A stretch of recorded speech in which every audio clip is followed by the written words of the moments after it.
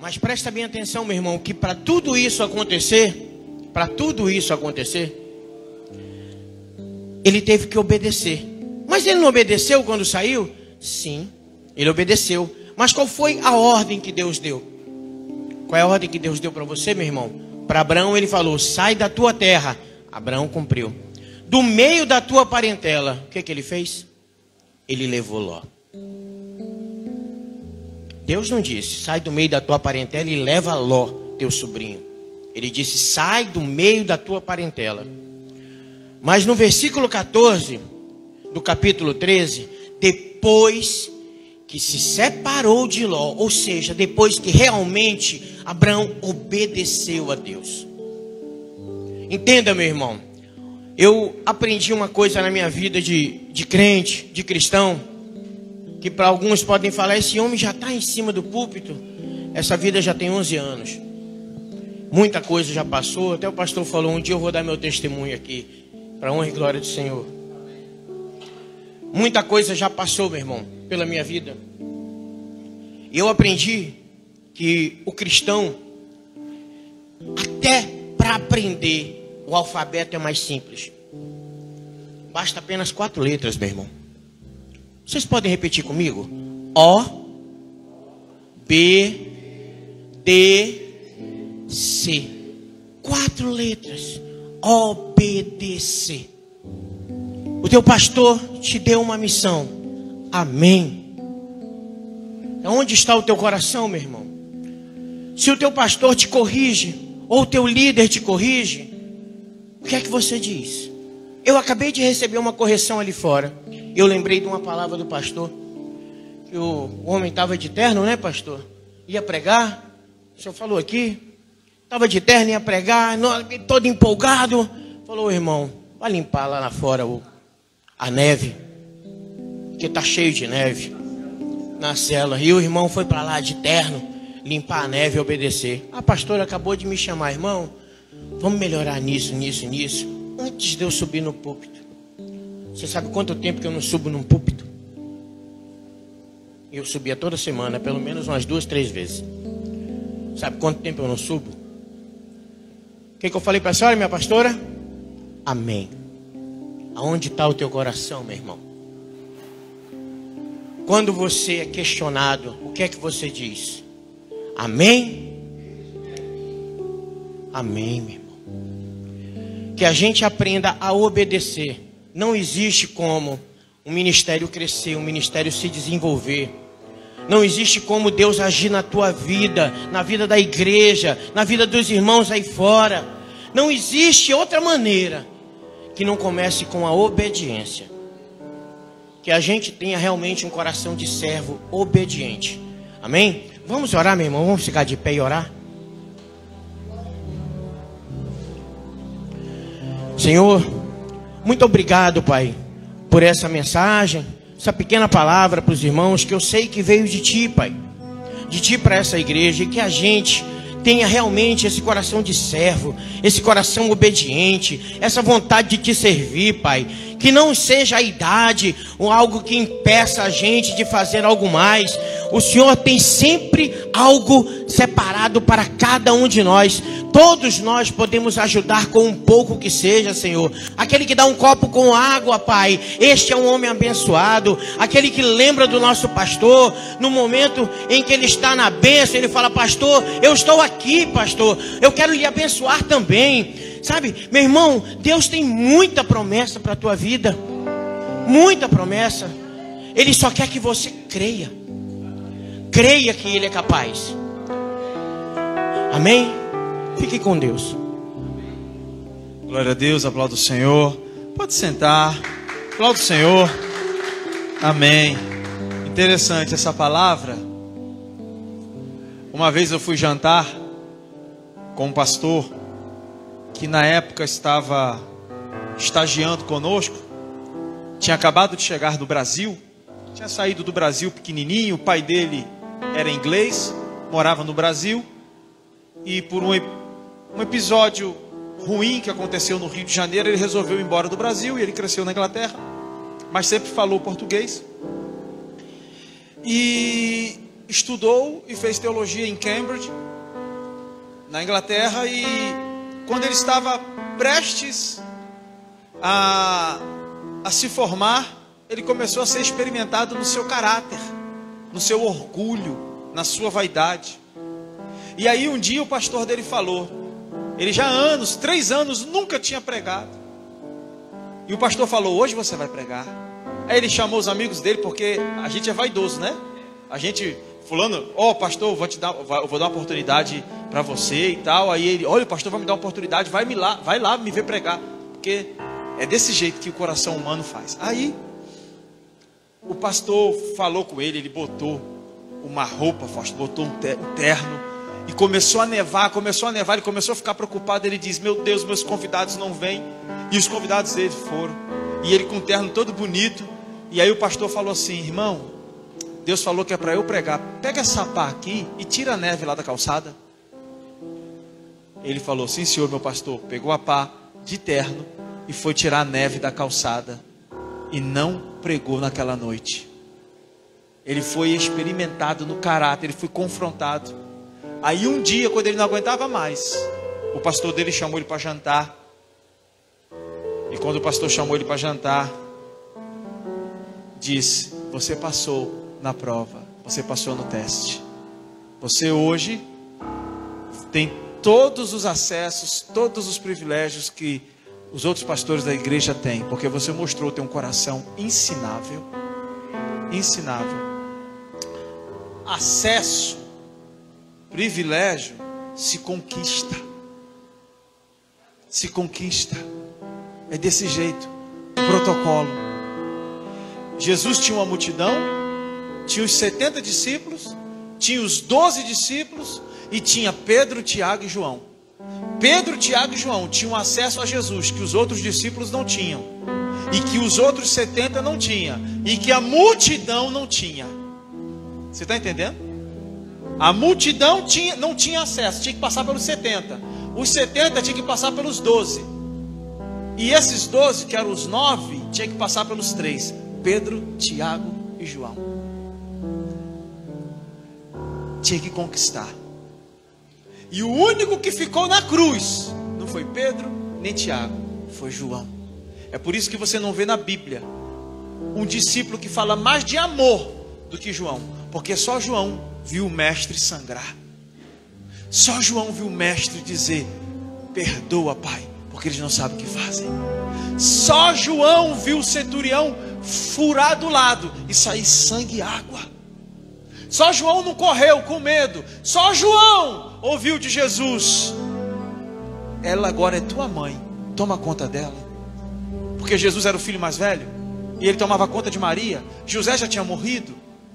Jesus já era órfão de pai, de um pai terreno, mas não do pai celestial. E só João ouviu: toma conta, eu vou, ela vai ficar sozinha, não vai. João, toma conta dela, agora é tua mãe. Toma conta dela. Só João. Entenda, quanto mais perto, mais renúncia.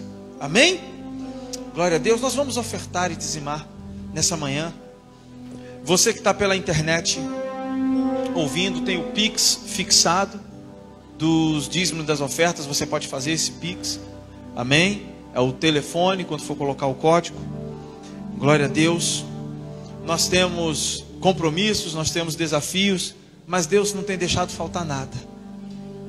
Ontem nós saímos para distribuir cachorro quente, e foi lindo. E sabe o que tem sido mais lindo nessas nossas saídas?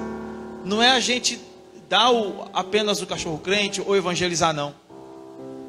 É que já teve uns 3 casais, e ontem um casal, já teve umas 3 pessoas, ontem um casal veio correndo dizendo: pastor, qual era o nome dele? Lagoa, Tainá, Lagoa. Pastor, aí ele aqui com a chave, ó. O que é isso? A chave da minha casinha. Nós vamos nos mudar para uma casa, nós alugamos uma casa. Gente, 3 anos na rua.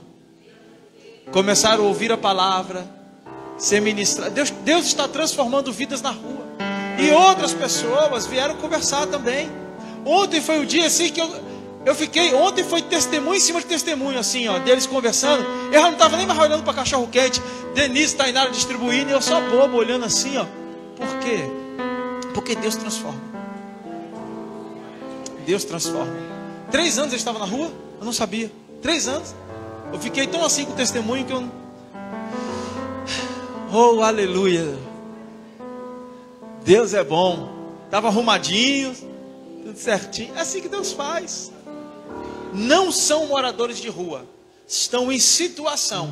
Deus vai tirar e vai fazer coisas lindas e maravilhosas. Já tem feito. Você vai ver. Eu vou chamar. A gente vai conversar, porque a gente não pode expor as pessoas. Tá? A gente não pode expor. Tem que ser tudo com, né, com ordem, né? Mas eu vou conversar antes e dizer, você podia dar o teu testemunho um dia, você podia aparecer para dar. E essas pessoas que estão tendo sua vida transformada, vai vir mais, vão dar testemunhos. Amém? Gostaria de orar pelos seus dízimos, pelas suas ofertas nessa manhã. Os dízimos e ofertas são uma parte tão importante como qualquer outra parte do culto. É culto como toda parte do culto. Vamos orar. Pai amado, Deus de poder e glória, nós te agradecemos, ó Senhor. Te louvamos, ó Pai, por cada vida, por cada um que nessa manhã oferta, dizima na tua casa, por cada um que faz, ó Senhor Deus, a tua obra com amor, por cada um, ó Senhor Deus, que libera, ó Pai, parte das suas finanças, dos seus recursos, sobre o teu reino. Pai, frutifica e multiplica a sementeira de cada um. Assim eu te peço, já te agradeço. Amém e amém. Você pode vir ofertar, o gasofilácio está ali. Creio que não há outro igual a ti. Lucas 6, 46. Vida 6, 46.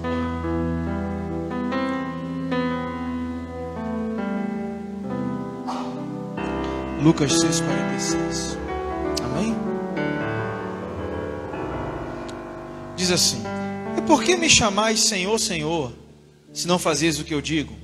Qualquer que venha a mim, ouve as minhas palavras e as observa, eu vos mostrarei a quem é semelhante. É semelhante o homem que edificou a sua casa, e cavou, e abriu bem fundo, e pôs alicerce sobre a rocha. E vindo a enchente, bateu com ímpeto a corrente naquela casa, e não pôde abalar, porque estava fundada sobre a rocha. Amém? Amados, a primeira coisa que eu aprendo aqui é sobre o senhorio de Jesus. Preste bem atenção. Esses dias eu estava caminhando, andando de moto, e eu estava orando, conversando com Deus sobre a maldade que há no mundo, sobre o amor de muitos se esfriando, sobre o ser humano que está resolvendo trocar Deus por tantas coisas, buscando preencher o vazio em tantas outras coisas. Quando tudo estava aberto, nós víamos isso nas festas que aconteciam a rodo. Eu me lembro que época de Expocrato era uma luta. Os pastores ficavam, sabe, tinha que orar e jejuar para não dar lugar a coisa ruim. Porque olhava nos Instagrams do membro da igreja, estava na Expocrato, não estava no culto. Eu não falo da festa, da culinária, de toda a cultura, de tudo aquilo que acontece ali em volta, que é maravilhoso. Você sentar, comer um churrasquinho com a família, né? Comer uma comida tradicional, uma tapioca, ter um biju, maravilhoso. É o quê? O bolo. Ver os bois, ver as ovelhas, ver os cabritos, legal, a exposição dos animais. Mas eu estou falando da festa em si. E eu me lembro que a última que teve, de pessoas saindo 8 horas da manhã de lá, e aí acha ruim Quando o louvor demora 5 minutos a mais, porque está cansado, está com a perna mais para ficar de frente para o Wesley e para a Companhia Limitada, para o embaixador lá, o Gustavo Lima.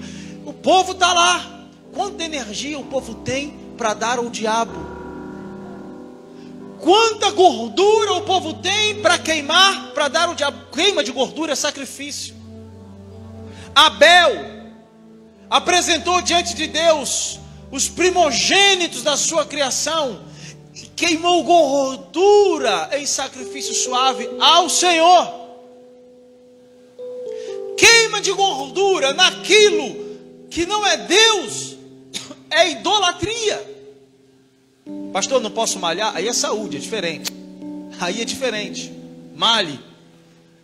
Mas eu estou falando que às vezes nós colocamos o nosso esforço com alegria em tantas coisas vãs e passageiras, mas para Deus nós sempre achamos uma dificuldade. Será que realmente Deus é o nosso Senhor? Porque Ele não fala sobre salvação. Preste atenção. Nós queremos o Salvador, mas às vezes rejeitamos o Senhor. Porque é fácil andarmos com o Salvador, difícil é andarmos com o Senhor. Porque o Salvador nos salva, Ele nos faz bem. Um Salvador nos tira da angústia. Um Salvador nos tira dos momentos dificultosos. Um Salvador nos tira dos momentos de intempéries, de tribulação. Mas o Senhor não. O Senhor diz, não faça isso, e você não faz.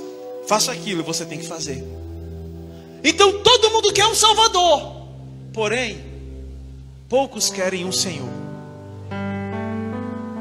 Por isso que no livro de Romanos diz que se nós crescêssemos no nosso coração e confessássemos a Jesus como Senhor, não é como Salvador, como Senhor, porque se Ele for o meu Senhor, Ele me salva. Mas se eu quiser só um Salvador e não quiser o Senhor, eu estou perdido. Eu estou perdido. Aí ele diz, por que me chamam Senhor, Senhor, se não fazes o que eu digo? Qualquer que vem a mim. E eu estava pensando, concluindo o pensamento naquilo que eu estava falando, vendo a maldade no mundo, e minha alma começou a se entristecer. Deixa eu falar algo para você. Toda vez que você olhar para aquilo que está acontecendo de errado, a sua alma sempre vai se entristecer. Por isso que você tem que olhar para Cristo. Cristo viu pessoas se perdendo e rejeitando Ele, mas Ele não desistiu. Jesus Cristo viu Judas traindo Ele. Você acha que Jesus Cristo não sabia? Você acha que Jesus não sabia que Judas ia traí-lo? Que Pedro ia negá-lo? É lógico que Ele sabia. Você acha que Jesus não sabia da sua falha, do seu pecado, da sua queda daqui a 2 anos, 3? Você acha que Jesus não sabe que um dia você vacila? Ele sabe. Mas Ele não desistiu. Ele continuou. Agora, quando você começa a olhar somente para aquilo que é ruim, tudo que eu foco expande. Diga comigo, tudo que eu foco expande. Se eu começo a olhar defeito, eu só vejo defeito. Porque tudo que você foca cresce. Se você começar a olhar a situação do país, isso e aquilo, você não sai de casa. Se você começar a olhar, é porque esses dias brincaram o seguinte, dizendo, Copa tal é na Band, Copa tal é no SBT, Copa não sei o que, eu não sei o nome de nenhum desses torneios de futebol, irmãos. A Copa das Américas, não sei o que, é na Record, Covid é na Globo. E ô desgraça, essa TV. Se você ficar fissurado com aquela curiosidade mórbida, quantos morreram hoje, ontem, amanhã? Vamos comparar, nós já estamos em 2021. Em 2020, essa hora, tinham morrido quantos? Não sei o quê. Você não sai de casa. Você não faz nada. Porque tudo que eu coloco o meu olho e fico colocando ali, eu só vejo aquilo, cresce, eu vou ficando pessimista, eu vou ficando, daqui a pouco eu não vou para o trabalho, entro em depressão, entro no fundo de uma rede da cama e já era. Já era. E na mesma hora eu falei assim, Deus, por que o ser humano tem se tornado tão duro? Por que tem buscado? E ele falou, sabe aquela resposta, eu conversando com a minha alma, Na mesma hora, mas irmãos, não deu um microlésimo de segundo. Fausto, céu, mano, não deu. Mocinha, não deu. Na mesma hora, o Espírito Santo veio e falou assim: olha, está escrito que isso aconteceria. Aí eu, está escrito que isto aconteceria. Que por se praticar a iniquidade, o amor de muitos esfriará. Esses dias, a Denise contando um episódio que uma pessoa precisou fazer uma cirurgia e precisava fazer aqueles testes no INSS para saber se podia trabalhar ou não. E o braço, a perna, não sei, estava ali ruim, todo quebrado. E o médico olhando diz o seguinte: não, nós temos que abrir para saber se é verdade. Ele estava sem a perna. Amputaram a perna. Aí ela falou: como é que pode? E aí esse versículo veio na minha mente. Aí eu falei: sabe o que acontece? É que tem tanta gente mentindo, tem tanta gente que está ali de cadeira de roda sem ser, que vai tentar forjar um acidente. Forjar, não é que a pessoa sofreu um acidente, forjando. Irmãos, essa semana foi pego homens que se inscreveram como mulheres grávidas para tomar vacina. Chegou lá, mas aqui é uma mulher grávida. Não, eu sou homem. Você está entendendo o nível de pilantragem que a gente está vivendo? Homem se inscrevendo como mulher grávida para ter prioridade na vacina. Aí o que acontece? Eles veem isso todo dia. Eles já não acreditam, o amor já esfriou. O amor no coração desses médicos, no caso desses, estou falando dos médicos, generalizando, esfriou. Porque todo dia eles encontram. E isso vem crescendo. Você sabia que o cego de Jericó largou a sua capa, porque agora ele não precisava mais pedir esmola. A capa era uma certificação de que ele era cego realmente, porque existiam pessoas que não eram cegos. Então, os governantes da época davam uma capa aqui, ó, uma certificação que você realmente é cego. Você tem autorização para pedir esmola como cego. Então, quando Jesus chama ele, ele larga a sua capa dizendo: não sou mais cego. Ele vai me curar. Eu não preciso mais dessa capa. Não preciso mais dessa capa. E por se praticar a iniquidade, o amor de muitos esfriará. O amor está esfriando. O amor está esfriando. E nós precisamos cavar. E nós que somos cristãos, que estamos em Deus, Deus nos dá aqui um segredo fantástico.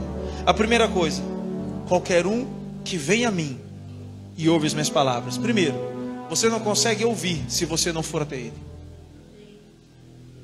Qualquer um que vem a mim, todo aquele ou qualquer um que vem a mim, ele vai ter que ouvir as minhas palavras. O que nós estamos querendo ouvir quando chegamos perto de Jesus? Porque tem muita gente, infelizmente, muitos chegam perto de Jesus para ouvir somente aquilo que querem. As pessoas querem um resultado sem um compromisso. Elas querem um resultado sem submissão. Elas querem um resultado sem obediência, como o Zé Carlos falou aqui no começo, quando ele abriu. As pessoas querem fruto sem raiz. Já viu uma árvore flutuando, dando fruto? Essa árvore está flutuando. Ela não está ligada na terra, ela não está na água, não está em lugar nenhum. Ela está cheia de fruto. Mas isso é uma feitiçaria. Ela tem que estar com a sua raiz em algum lugar. Ela tem que estar com a sua raiz nutrindo, levando a seiva, os nutrientes pelo caule, por toda a sua parte, até que ela venha a dar o seu fruto específico, segundo a sua espécie. Aquele que vem a mim tem que ouvir as minhas palavras. É a palavra de Deus, a palavra de Cristo, não é a palavra... O que eu estou pregando aqui é a palavra do pastor, é a palavra de Cristo. O pastor está falando a palavra de Cristo. Por isso que quando eu falo, eu sempre gosto de citar um exemplo, me perdoe. A palavra diz isso, para não ficar nas minhas palavras. Ah, mas eu aprendi assim, e que porque era assim, tudo bem, você pode ter aprendido assim, mas a palavra diz assado. E entre o que eu aprendi e entre a palavra, eu fico com a palavra. Eu fico com a palavra. A minha experiência não é maior do que a palavra. A experiência de nenhum de nós pode ser maior do que a palavra. Ah, mas é porque eu tive uma experiência. Mas o que a palavra diz sobre isso? Deus pode te dar uma experiência, mas aquilo não significa que seja padrão. Eu vou dar um exemplo aqui rápido. Aí você pega, acorda às 4h30 da manhã, pega o seu lençol, porque Deus disse para você, você escutou assim, pega aquele lençol. Aí você pegou aquele lençol, aquele cobertor, bote sobre sua cabeça. Aí você botou, agora ore. Aí quando você orou, Deus fez um rebuliço no seu quarto, você chorou, você sentiu a presença do Espírito Santo, e não sei o que. Isso foi uma experiência sua, isso não é uma doutrina. Agora todo mundo vai ter que acordar às 4h30 da manhã, pegar um cobertor para orar, para ter a mesma experiência. Não, aquilo foi uma experiência particular, sua com Deus. Aquilo não é experiência, não é padrão, não é doutrina. É algo que aconteceu entre você e Deus e acabou. Agora nós confundimos padrão com experiência particular. Se Deus mandou o Fausto raspar a cabeça, ficar carequinha, para ficar bem santo, é entre ele e Deus. Eu que não vou raspar, né, Fausto? Foi verdade? Amém. Olha, já pegou o mistério. Amém.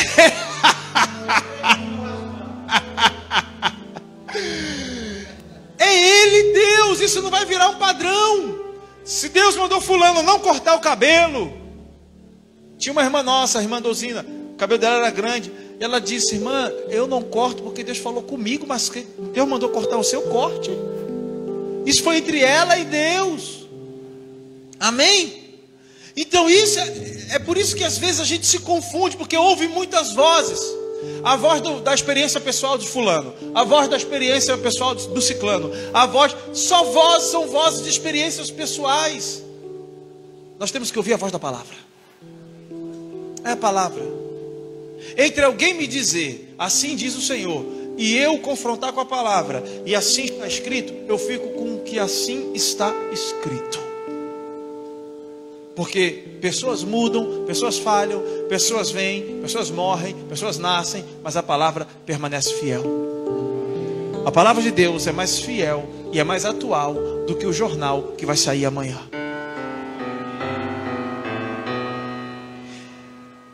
Aquele que vem a mim, qualquer que vem a mim e ouve as minhas palavras e as observa, ou seja, ouviu as palavras de Cristo e observa. Sabe o que é observar? É estudar, é meditar, é estar ali. É o que os escribas faziam, os saduceus faziam, os fariseus faziam. Às vezes a gente fala fariseu, todo mundo pensa, fariseu é ruim. Não, tinham fariseus zelosos pela palavra de Deus. É lógico que tinham fariseus que não eram zelosos e que tinham um coração envaidecido. Para esses, Jesus falava, ai de vós, fariseus. Não eram todos, eram aqueles ali que ele estava falando. Porque existiam muitos. Amém? Existiam os zelotes, os essênios, os nazarenos, os fariseus, os saduceus. E Jesus não se encaixa nem nos zelotes, nem nos essênios. Os nazarenos vieram depois de Jesus, nem nos saduceus. Ele se encaixa nos fariseus. Então se ele estivesse falando que todo fariseu era ruim, ele estava falando dele mesmo, que ele não prestava. Porque segundo tudo aquilo que existia, de todas as seitas religiosas, quando eu digo seita, não é seita herética, porque todas essas eram seitas religiosas, inclusive os cristãos, quando começaram, Jesus se encaixa como um fariseu. Então ele estava falando, quando ele falava negativamente, era para aqueles que agiam negativamente. Amém? Se eu falar assim, ai de vós que são ruins, que são relaxados, é para todo mundo que eu estou falando aqui? Não, é para aqueles que são relaxados, não é para todos. Amém? Então os saduceus, os zelotes, os essênios, eles observavam a palavra. Irmãos, eles observavam de uma maneira tão forte, que às vezes na compilação de um texto não existia imprensa. Tinha que copiar à mão. Não existia máquina de Xerox. Não existia cópia em série. Tinha que copiar à mão. Eles contavam as letras. Contavam o texto, as letras. Se desse uma diferença, eles rasgavam o texto e começavam tudo de novo. Ele está dizendo para nós sermos observadores. Porque quando a gente é observador, olha o que acontece. A gente começa a ver coisas que nós não víamos antes. Por exemplo, a gente sempre ouviu falar: aceite o Senhor Jesus como seu Senhor e Salvador, como Salvador da sua vida. E eu já desfiz algo, que Ele precisa ser o nosso Senhor para ser o nosso Salvador. E aí, olha o que Ele diz: ouve as minhas palavras e a observa, para ver os detalhes. Eu vos mostrarei a quem é semelhante. É semelhante ao homem que edificou uma casa e cavou. Está dizendo que esse homem, para edificar a sua casa, ele teve que cavar. Ele teve que cavar fundo para colocar um alicerce. E sabe o que é cavar fundo? É tirar princípios equivocados, que são superficiais. É deixar de viver uma vida superficial. É entender o que você realmente está fazendo no corpo de Cristo. Tem gente que tem 10 anos na igreja e está vivendo uma vida superficial em Cristo. Não entende ainda o que é realmente ser cristão. Aceitou Jesus porque achou a palavra bonita, mas não entendeu ainda. Achou aquele lugar legal. O cara chega numa igreja à noite, tem aqueles jovens bonitos, aquele jogo de luz, e ele está ali, e o pastor fala, e tem um clima, um teclado no fundo. Quando vai o pessoal lá na frente, ele diz: eu vou também, mas não sabe nem o que está falando, não sabe nem o que está fazendo. E aí o que acontece? Vem a tribulação, vem a angústia. Cadê o Joãozinho? Cadê a Mariazinha? Porque na angústia não tem luz, na angústia não tem palavra bonita, na tribulação não tem tecladinho tocando no fundo. Ah, quando o pau come nas suas costas, é você e Deus orando, dizendo: Deus, me tira desse lugar de angústia. Aí é onde faz a diferença daquele que serve realmente, daquele que está fundamentado na palavra, daquele que entende que nem morte, nem angústia, nem frio, nem nudez, nem potestade, nem anjo, nem abismo, nem demônios, nem o presente, nem o porvir, nada poderá nos separar do amor que há em Cristo Jesus. Aí ele não esfria, ele fica firme. Não está dando certo, tenta de novo. Não está, parece que a coisa não vai, mas eu não largo dos pés do Senhor. Eu largo aqui disso, eu largo mão disso, eu largo mão daquilo, mas do Senhor eu não largo. Do Senhor eu não largo. Essa é a diferença. Cavar é tirar todo o entulho. Quanto a religião nos entulhou. Fomos entulhados. A ceia só para os super santos, entulho. Fomos entulhados. Aqui o lugar, o altar. Aqui é o altar. Não estou vendo sacrifício aqui para ser altar. Aqui não é um altar. Aqui é um lugar mais alto para você me ver melhor. Altar é lugar de queima, de sacrifícios, de consagração. Que é um lugar para você me ver melhor. Não é altar. Não é. Nós trouxemos tudo isso do Velho Testamento e vamos desprezando a graça de Deus. A graça de Deus. O mesmo acesso que eu tenho a Deus, você tem. É lógico que Deus constituiu homens, pastores, sacerdotes aqui na terra para orar, zelar pelo seu povo, cuidar, levar cada um, ou melhor, mostrar o caminho. Porque quem nos conduz é o Espírito Santo, e pastor nenhum faz o papel do Espírito Santo. Nós mostramos o caminho. Mas não é porque o pastor é melhor. É apenas uma questão de ofício. O marido é o cabeça do casamento, não é porque ele é melhor do que a esposa. O homem não é melhor do que a mulher. É uma questão de funcionalidade. Você já viu uma cabeça andando sem corpo? Você já viu um corpo andando sem cabeça? Você vai sair correndo. O homem depende tanto da mulher como a mulher depende do homem. Não é porque o homem é o cabeça porque ele é melhor. Não. Não é. Essa ideia que entrou na religião faz com que mulheres sejam massacradas dentro da igreja, dizendo: cala sua boca porque eu sou cabeça, porque eu sou o homem. Não, é questão de funcionalidade, de respeito, um amando o outro, um se submetendo ao outro, entrando em acordo. Um lugar de cuidado, um lugar de carinho. Você está vendo quanto entulho a religião coloca na gente?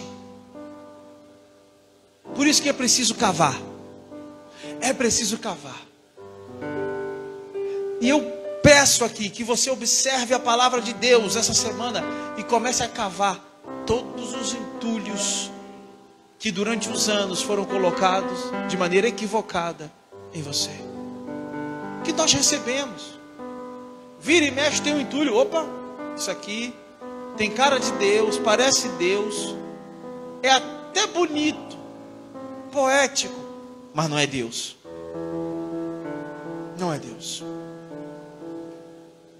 Tem coisas que parecem com Jesus, tem cara de Jesus, mas não é Jesus. Não tem nada a ver. Senão a gente vai para espiritualidade, para aquele que é espiritual, mas não é o espiritual da Bíblia, aquele que é espiritualista. Não é espiritual, é espiritualista.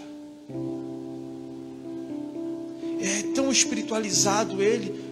Nossa, fulano é tão espiritualizado. Por quê?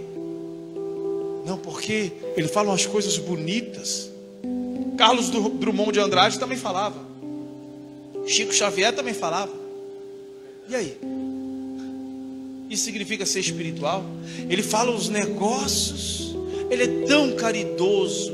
Ele é tão amor. A sua espiritualidade não se mede pela sua caridade ou por quão bonito você fala, mas pelo seu relacionamento com Deus. Porque o diabo fala muito bonito. O diabo fala muito bonito. Ele não foi falando feio com Jesus. Se tu és o Filho de Deus, olha, mexendo no poder, no ego, transforma aquela pedra em pão. Mexendo, sabe, no ego. Vem pra cá, vem comigo. O que tu quer, Satã? Lá vai ele. Olha aqui, ó, pináculo do templo. Te jogas daqui. Irmão, lá embaixo tinha gente passando. Lá embaixo era um efervilhamento gigantesco. Era feira, era algo. Se Jesus se jogasse dali, os anjos segurando Jesus, ia ser um espetáculo. Todo mundo ia olhar. Se joga daqui, porque está escrito. Olha o diabo citando a palavra. Está escrito: se tropeçares, dará ordem aos anjos que te guardem nos teus caminhos, e eles te sustentarão. Uau! Olha a poesia de Satanás. Aí Jesus: mas também está escrito: não tentarás ao Senhor teu Deus. Você está entendendo? Que o diabo fala bonito. Não se esqueça que ele conviveu desde a eternidade com os anjos. Ele tinha acesso ao Pai. Ele tinha acesso. Então ele sabe como falar. Ele sabe como encantar. Ele é a velha serpente. Tem cara de Deus, parece, mas não é. E assim é a religião. Por isso que diz: e cavou. Você quer estabelecer a sua casa? Cava. Estuda a palavra. Cava. Cava. Tira o entulho. Cava. E cavou. E cavou. E abriu bem fundo. Você está entendendo? Ele não só cavou e abriu fundo. E cavou e abriu bem fundo. É o discipulado, é a célula. Eu não consigo entender um crente que se consola, que se conforma com uma palavra de domingo. Nós temos discipulado, nós temos célula quinzenal, nós, irmãos, tem devocional diário. Mas pastor, porque eu não estou no horário? E eu escuto, sabe, eu amo o pastor David Leonardo. Não tenho nada contra o pastor David Leonardo, não tenho nada contra o Thiago Brunet. Eu escuto, faço curso com vários pastores que são de fora, amém? Não tenho nada contra. Mas você precisa ouvir a voz de quem ora por você, de quem mentoria você, de quem cuida de você. Sabe por quê? Porque isso é ingratidão, insatisfação, rebeldia, e você vai dar lugar ao demônio para entrar na sua vida. Sabe por quê, irmãos? Presta atenção. Você ouve aqui um negócio, ouve aqui outro negócio, ouve aqui e ouve aqui. Você não ouviu nada. Você misturou tudo. Você misturou tudo. Você pode escutar aqui. Escuta aqui. Está aqui, ó. Pastor fulano de tal falando. Legal. Mas quem você ouve? A palavra do pastor que te guia. Olha o que Jesus diz: aquele que ouve as minhas palavras e pratica. Você acha que naquele tempo existiam quantos mestres? Gamaliel, Jesus. Irmãos, Jesus era mais um. Jesus era mais um ali. Mais um. Jesus aos 12 anos estava sendo interrogado já pelos doutores da lei. Eu não estou desqualificando Jesus, dizendo que ele é mais um, porque é mais um. Não, porque já existiam vários. Mas ele diz: espera aí, vocês andam comigo, então vocês têm que escutar a mim, não a eles.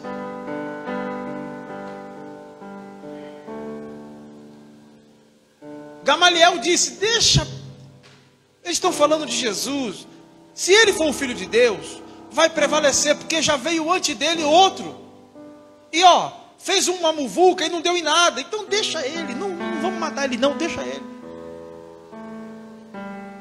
Outro doutor, tinha outros rabinos. Esqueceu que Nicodemos foi ter com ele à noite? Nicodemos era quase um deus na terra, um membro do Sinédrio. E resolveu escutar do mestre. Quem escuta tudo não escuta nada. Não escuta nada. Quem ouve muitas vozes não ouve voz nenhuma. Cria um embolo na sua mente. Por isso que é preciso cavar fundo, ser discipulado. E no discipulado, não é assim. Não, eu tenho essa dúvida. Pode falar dúvida, mas é assim que está escrito. É assim, assim, assim. Pronto, acabou. Terça-feira, discipulado nós temos a semana inteira. Estou terminando aqui o último tópico, mas foi no dia da turma do Alailson, que é a turma do Zé Carlos também.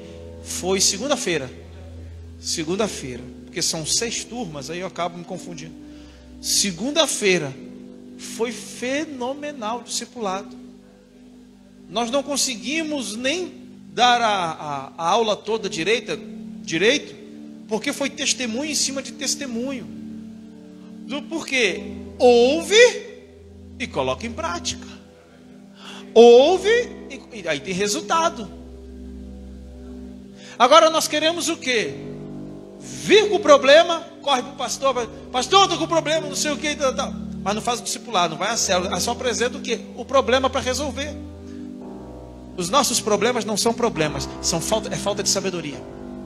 Porque se tivermos sabedoria, resolveremos o problema ou não entraremos no problema. Então todo problema é um problema de falta de sabedoria. Quando eu acho que é sabedoria, todo problema, quando ele vier, se ele vier, eu soluciono.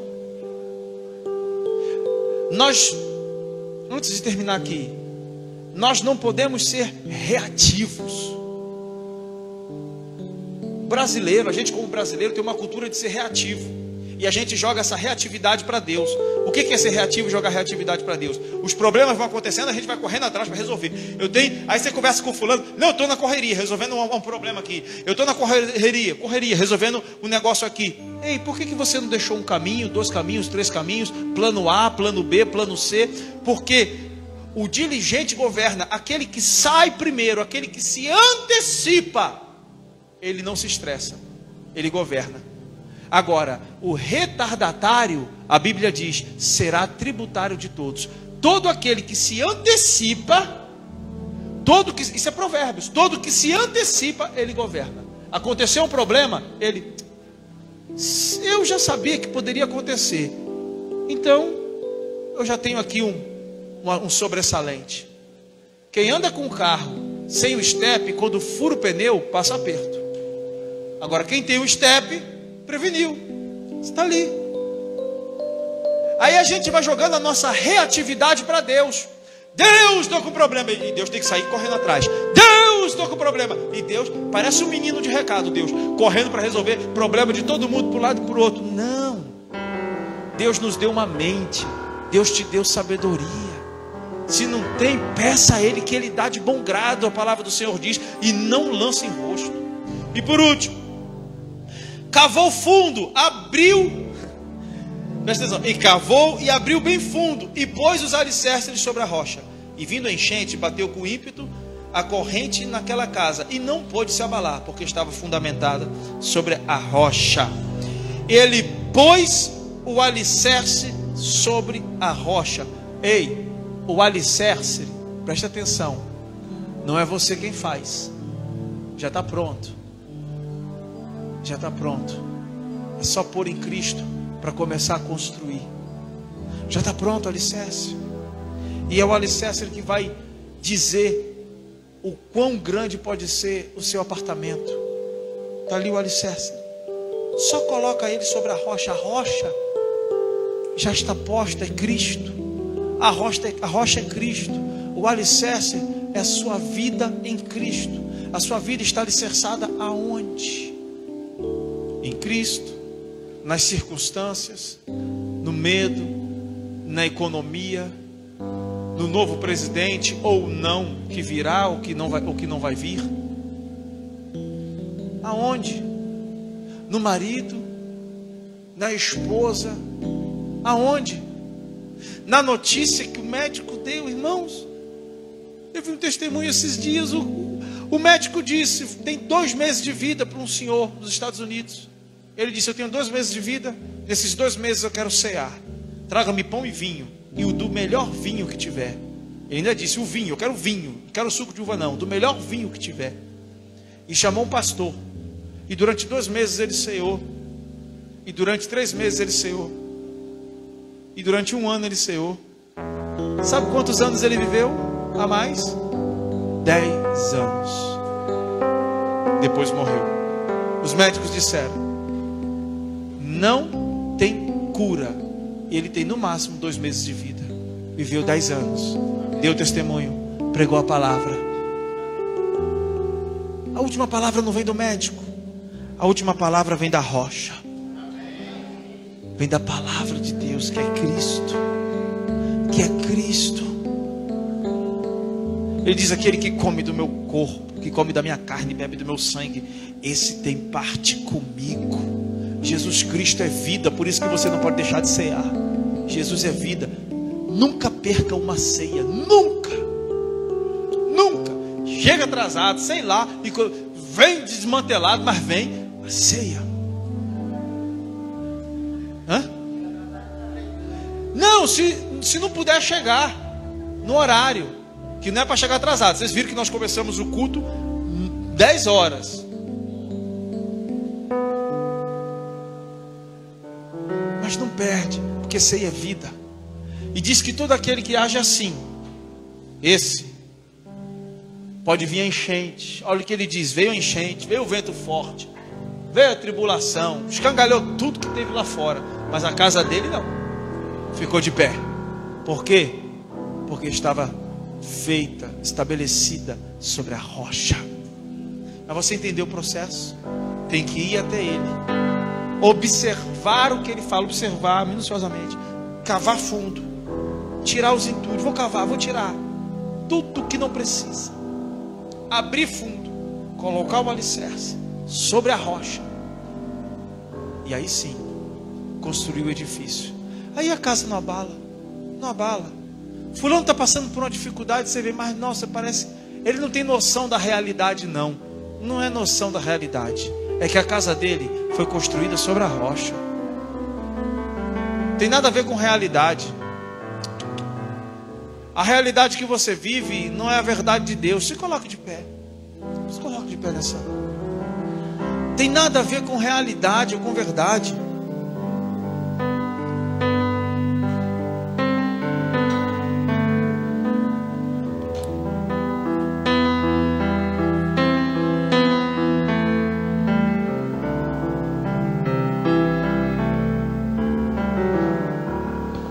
Amém.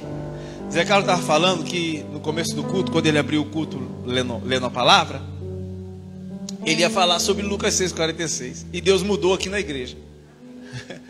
E hoje que eu estava saindo de casa, Denise, o esboço levou, porque eu venho na frente, né? Vou ajeitar umas coisinhas e tal. O esboço levou. Aí eu falei assim, não, hoje vai ter esboço não. E aí Deus, você está vendo como é que Deus faz? Eu amo esse Deus poderoso que trouxe você aqui nessa manhã. Talvez você esteja dizendo, cadê fulano? Está viajando, fulano viajou, teve gente que viajou, teve gente que acordou meio de coriza. E a gente diz, fica em casa, não vá. Nós estamos em uma época que a pessoa está com coriza, dor de cabeça, fica em casa. Não venha para a igreja. Amém? Assista pela internet. E a gente tem que prevenir.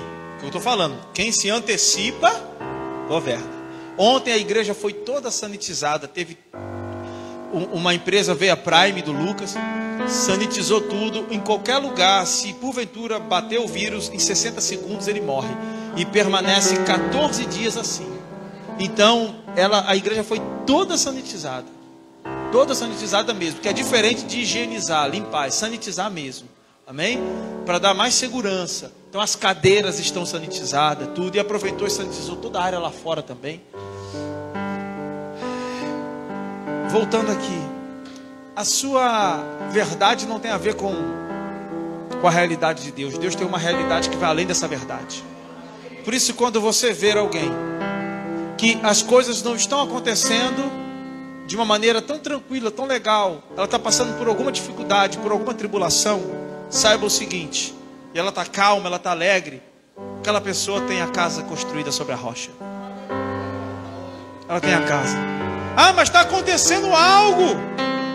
É real o que está acontecendo na vida dela. Eu sei que é real, não estou dizendo que é mentira. Só que não é a verdade de Deus. É uma realidade, a verdade de Deus vai além da realidade. A realidade é essa, mas a verdade de Deus é outra. E aquilo se transforma. É o sobrenatural. A realidade de Abraão, morrer sem filho nenhum. A verdade de Deus, ser pai de Isaac, o herdeiro da promessa. A realidade de Noé, um velhinho, tadinho, nunca tinha construído nem um barquinho, nem uma canoa. Agora está construindo uma arca. Olha aí, foi engenheiro, não era engenheiro formado, engenheiro naval, não. Mas a arca que ele construiu não afundou com o dilúvio. Você pode não ter o curso, o estudo que Deus, que você acha que deve ter para fazer o que Deus mandou. Deixa eu te falar algo. Se Deus mandou fazer, meu irmão, Ele vai levantar pessoas para te ajudar. Ele vai te dar sabedoria. E os entendidos, os estudados vão ficar olhando e dizer o seguinte: isso não vai dar em nada, porque Noé foi chamado de louco, de maluco, isso não vai dar certo. E nunca nem choveu sobre a terra. Mas no final, Noé e sua família entrou na arca e foi salvo. E quem ficou mangando de Noé, como diz o cearense, mangando de Noé, morreu. Deixa falarem de você. É a realidade, mas não é a verdade. A verdade de Deus, Noé, amigo de Deus, não tem certificado. O Fausto está dizendo aqui que não tem um certificado na área dele. E ele é responsável por manutenções de ar-condicionado dos departamentos mais exigentes do Cariri.